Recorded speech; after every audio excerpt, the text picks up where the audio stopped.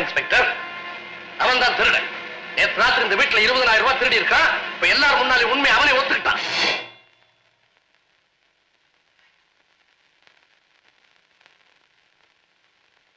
ராஜா, என்னப்பா இது?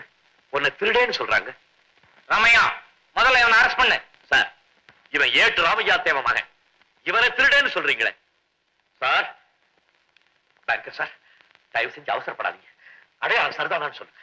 அப்பா, அவர் சரியாத அடையாளம் சொல்லியிருக்காரு. இன்ஸ்பெக்டர், என் வீட்டுல திருட 20,000 ரூபாய் எங்க வச்சிருக்கான்னு கேளுங்க. ராமையா, முதல்ல உன் வீட்டை சர்ச் பண்ணி ஆகணும்.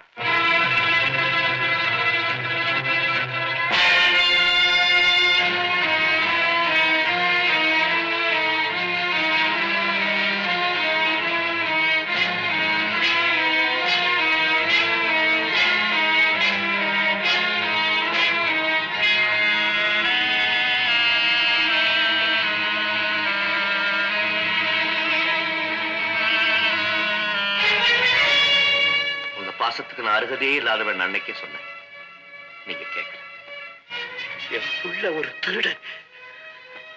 அப்பா, ஆண்டவன் என்னைக்குமே தன்னுடைய கணக்குல தப்பு பண்ண மாட்டான்னு அடிக்கடி சொல்லுவீங்க. அது கரெக்ட். இந்த வீட்டுல ஒரு நல்லவர் நீங்க இருந்தீங்க. அது ஆண்டவனுக்கு பொறுக்கல. அதனாலதான் என்ன ஒரு திருடன் இங்க அனுப்பிச்சு அதை ஈடு கட்டிட்டான். நீ ஒரு ஹெட் கான்ஸ்டபிள். குற்றவாளியை நடத்த வேண்டிய முறை மறந்தாதே. ஆமா, யூனிஃபார்ம்ல அடிக்க கூடாதுல்ல. ஆனா அப்ப மகன் அடிக்கலாம்ல.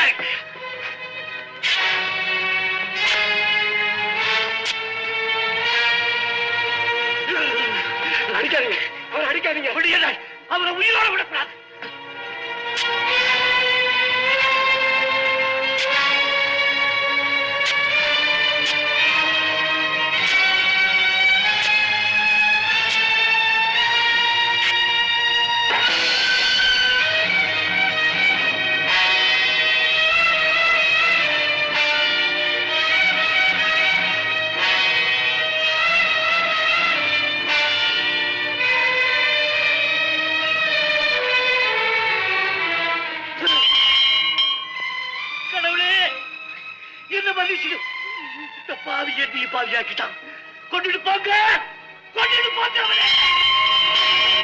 குற்றவாளி தான் செய்த குற்றங்களை எல்லாம் தானே ஒப்புக்கொண்டிருக்கிறார்.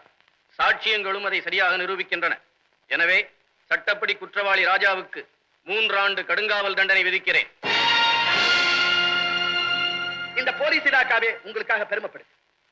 மகன்னு கூட பார்க்காம அவன் குற்றவாளின்னு தெரிஞ்ச உடனே அவனை கைது செஞ்சீங்களே, யூ ஆர் ரியலி கிரேட். இப்ப நீங்க சப் இன்ஸ்பெக்டர் ஆயிட்டீங்க. அதுக்காக நான் ரொம்ப பெருமைப்படுறேன். I am really proud of you. Congratulations.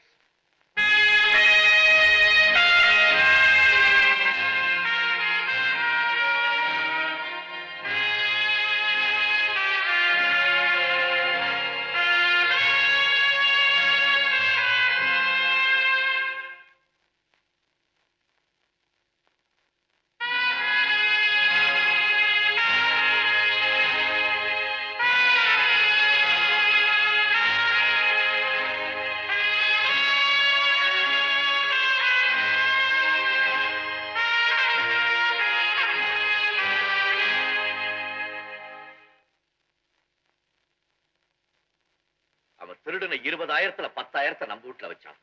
பாக்கி 10,000 நான் சொல்றேன். சேகர், நீ எங்கப்பா வந்த? திருடின ராத்திரி ராஜா எங்க வீட்டுக்கு வந்தார். அப்பா கேட்ட 10,000 அவர்கிட்ட கொடுத்தார். இன்னொரு 10,000 வச்சு கல்யாண ஊர்வலம் விருந்தெல்லாம் ஜாம் ஜாம்னு நடத்த போறதா சொன்னார். நீ சொல்றது உண்மை? உண்மைதாங்க. இதோ 10,000.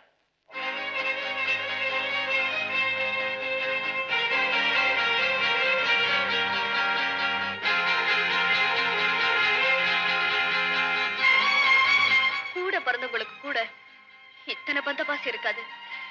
என் கழுத்துல தாலி ஏறணுங்கிறதுக்காக தன் கையில விளங்க மாட்டிக்கிட்டார் ராதா. அண்ணன் கோடியில ஒருத்தர். அண்ணா, உன் தலையை நான் எடுத்தேன். என் பொண்ணோட வாழ்வுக்காக அவன் தலையே கொடுத்தானே. அவனை உடம்பு நோக நான் அடிச்சனே. எனக்கு மன்னிப்பே கிடையாது.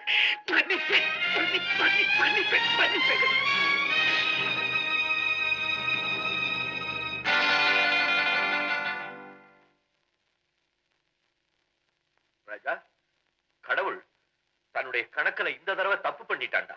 கடவுள் கணக்கு என்னைக்குமே தப்பாதுப்பா. அவன் தான் கரெக்டா என்ன உள்ள தள்ளிட்டானே. ஆமா, உன்னை உள்ள தள்ளிட்டான், எங்களை தண்டனை அனுபவிக்க வச்சுட்டான். இந்த பாரா, என்னுடைய மகள் இல்ல, உன்னுடைய தங்கையோட கல்யாணத்துக்காக நீ திருடுன. இந்த பொண்ணோட மானத்தை காப்பாத்துறதுக்காக நீ திருடேன்னு ஒத்துக்கிட்ட.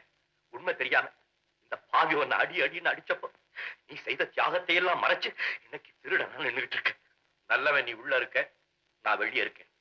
அதனாலதான் சொல்றேன், கடவுள் இந்த தடவை நிச்சயமா தன்னுடைய கணக்குல தப்பு பண்ணிட்டான். அப்பா, இப்ப உங்களுக்கு உத்தியோகம் வசந்து போச்சு. நீங்க சப் இன்ஸ்பெக்டர் ஆயிட்டீங்க. உங்க மகனுக்கு ஸ்வீட்ஸ் கொண்டாடல? ஸ்வீட்ஸா? ஏண்டா அப்பனே கேலி பண்றியா? வாழ்க்கையிலேயே முதல் தடவை அப்பா அழுதது சப் இன்ஸ்பெக்டர் அண்ணனுக்கு தான். என் கௌரவத்தை உயர்த்துறதுக்காக தன் கௌரவத்தை குறைச்சுக்கிட்டாமா. அதை அடகு வச்சு என்ன சப் இன்ஸ்பெக்டர் ஆக்கிட்டாமா. அந்த நல்லவி எனக்கு வீட்டுல இருந்திருந்தா நான் ஒரு பெரிய விழாவை கொண்டாடி இருப்பேன்னு சொல்லி சொல்லி அழுதாருண்ணா. ஆமா, அழுதாங்க. அதெல்லாம் சும்மாடா. நான் ஏன் அழணும்? ஏங்குறேன். ஏங்குறீங்க, உண்மையிலேயே பாசத்துக்காக நீங்க ஏங்குறீங்க.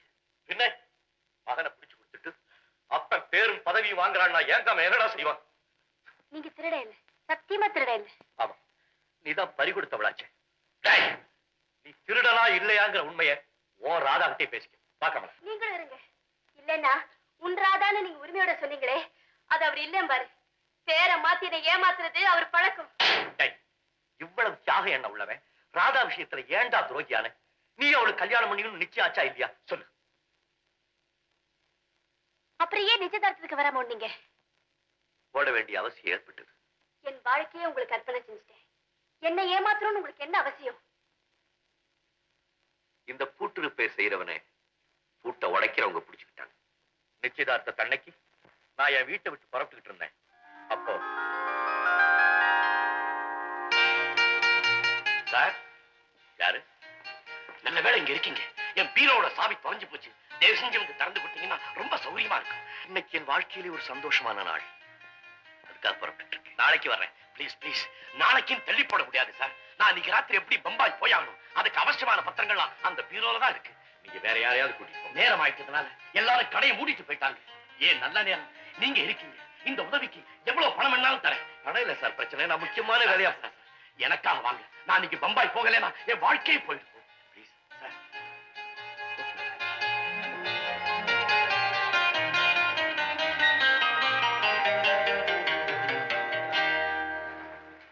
இன்னுமா திறக்க முடியல? ப்ளீஸ் ட்ரை பண்ணி பாருங்க. நாளைக்கு பத்திரத்தோட நான் பம்பாயில இல்லைன்னா என் பிசினஸை க்ளோஸ். ட்ரை பண்ணுங்க. பிளேன் கரெக்ட் ஆயிட்டு புறப்படுதான்னு நான் போன் பண்ணி தெரிஞ்சுட்டு வந்துடுறேன்.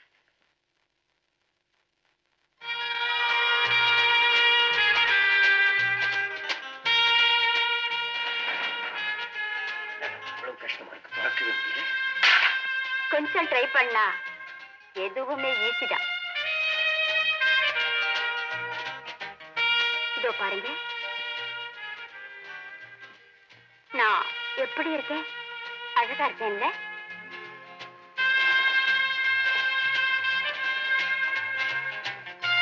ஏ, பேச மாட்டீங்களா?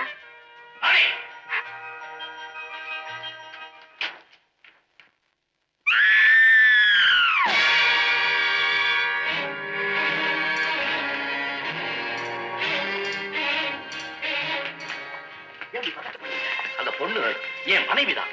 உடம்பு கொஞ்சம் வீக் பாடி. திடீர்னு உடம்புல கோளாறு வரும். இப்படி ஒரு சத்தம் போடுவாங்க. அவ்வளவுதான். அடுத்த நீங்க போய் நீங்க வேலை பாருங்க. ஒன்னும் பிரயோஜனம் இல்லை, உடைச்சுதான் தீரணும். சரி, உடைச்சிடுங்க ப்ளீஸ்.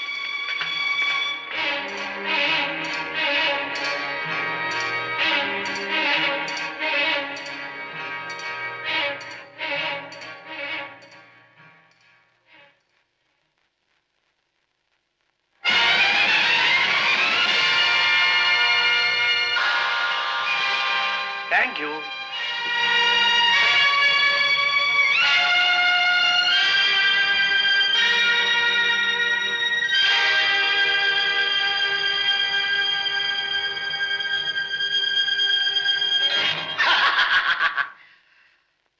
இதுவரைக்கும் உயிரோடு உலாவிட்டு இந்த பொண்ணு எப்படி திடீர்னு செத்து பிரேதமாய் இந்த பீரோவில இருந்து கீழே விழுந்துன்னு பாக்குறியா?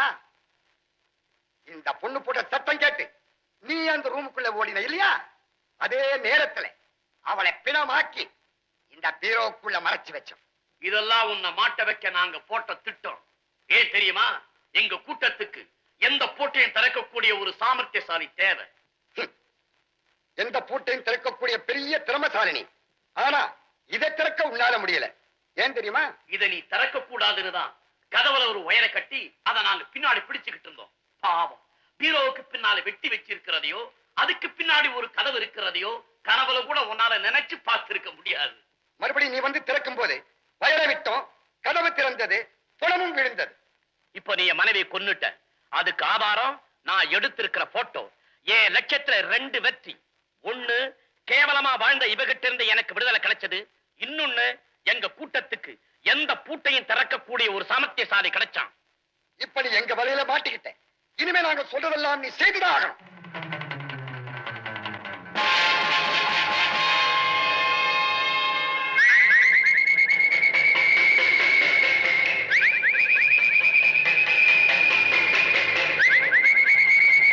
அந்த திருட்டு பசங்களுக்கு நடுவில் வெக்கில்லாம நின்ன. ஓடி இருந்தா சுட்டு பணமாக்கி இருப்பாங்க. தப்பிச்சிருந்தா சட்டை என்ன தூக்கல போட்டு பணமாக்கி இருக்கும். எனக்கு வழி தெரியல. அதனால விதிக்கு வழியை விட்டுட்டேன். விதி அவங்க கையில என்ன விளையாட்டு பொம்மையாக்கிடுச்சு. அப்புறம் நிலையான வாழ்க்கையே ஒழுக்கம் தவறினவன் ஒரு இடத்துல இருக்க முடியுமா? ஓடுனேன். எனக்கு தெரிஞ்ச வழியெல்லாம் ஓடிக்கிட்டே இருந்தேன்.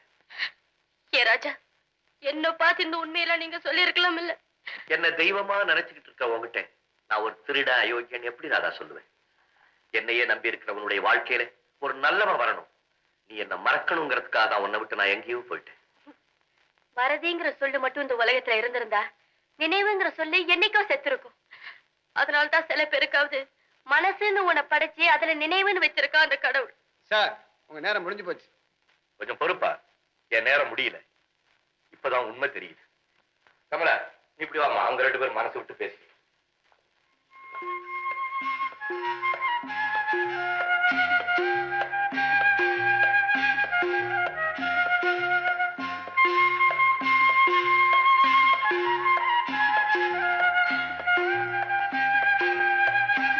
பேச்சே காணோம். 2 பேரும் பேசிட்டீங்களா இல்லையா? பேசியாச்சு.